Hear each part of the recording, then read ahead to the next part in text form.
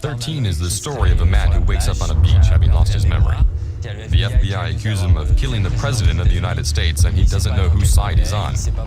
He doesn't know who he worked for. He has to reassemble his past, survive, and reconstruct his identity.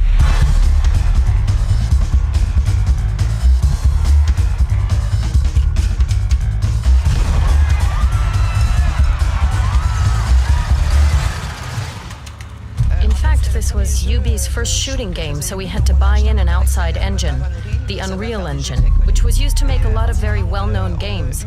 Once we had that in our hands, we worked on it for 2 years to add loads of tools to create an original graphic style. It was a dream come true. We were working on something that had never been done before.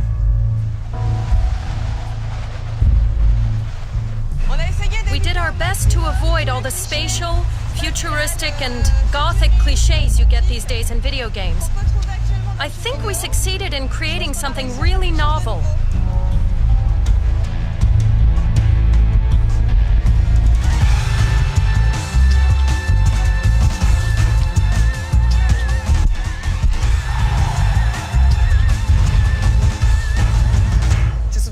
People often have this preconceived idea that the more drawn or cartoonish something looks, the easier it is to create.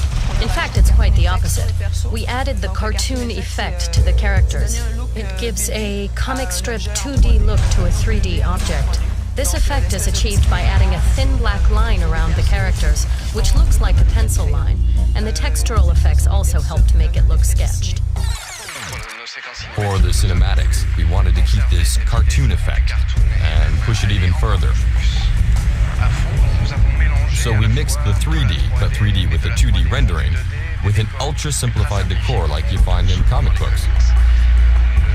The cell shading is greedy on memory, so we had to create characters who were limited to an average of 1,000 triangles.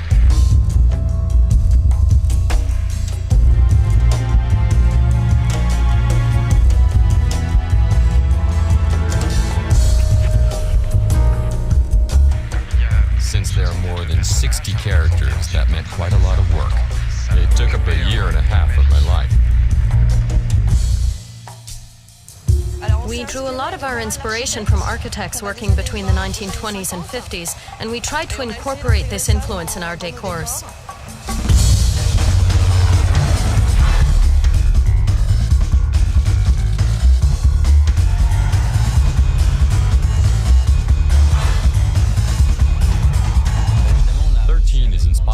French comic book series, so we worked with the original artist to design the characters and had the scriptwriter ensure that everything we did in the game was faithful to the original.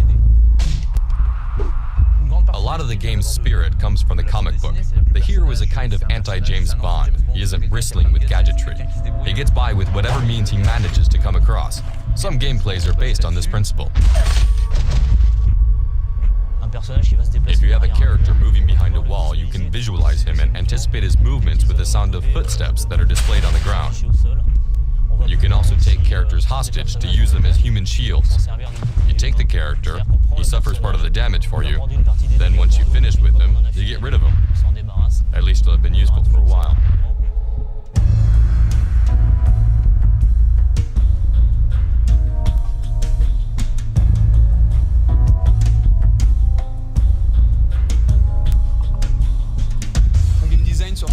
The XIII game design was influenced by the graphic universe and the use of pop-ups, which appear either to warn of imminent danger or to inform you that you can collect important items.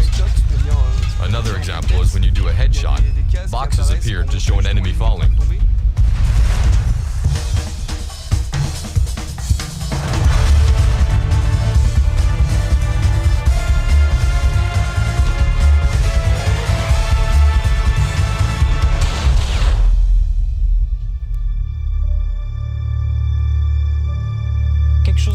Something I'm particularly proud of is the interactive music, which really syncs with the action following the gameplay.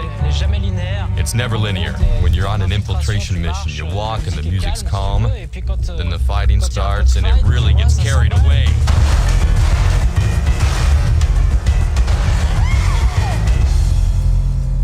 One of the things we put a lot of work into, and about which we asked a lot of questions, was the violence in the game.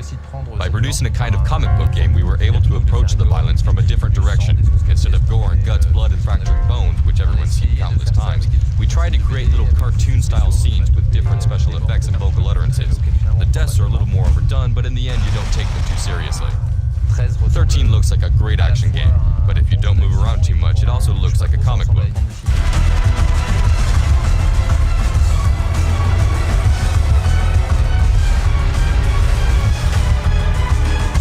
As a general rule, in video games you feel like you're killing puppets, but here the story gives the characters life, so you feel you're fighting real people. A story is a sequence of events to which you react as a player, and which make you change attitude or completely alter your strategy and way of playing.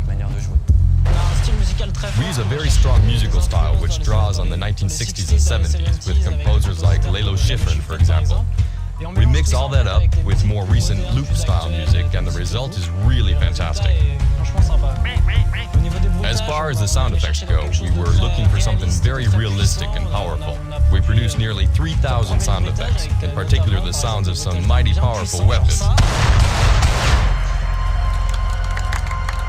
All in all, it's pretty good.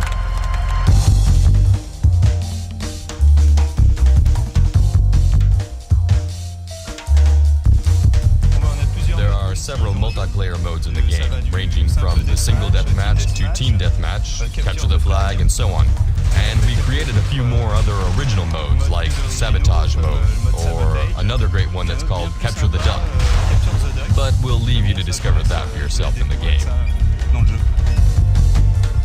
In the evenings, we mostly play with multiplayer modes. In our opinion, there's no better way of judging a multiplayer map than by trying it out yourself, so yes, we do play 13 a lot. In fact, it's the first thing I do when I get to work, after my shot of coffee.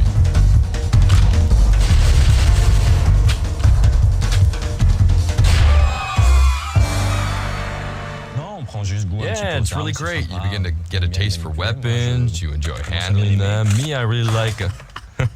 That's for the bloopers.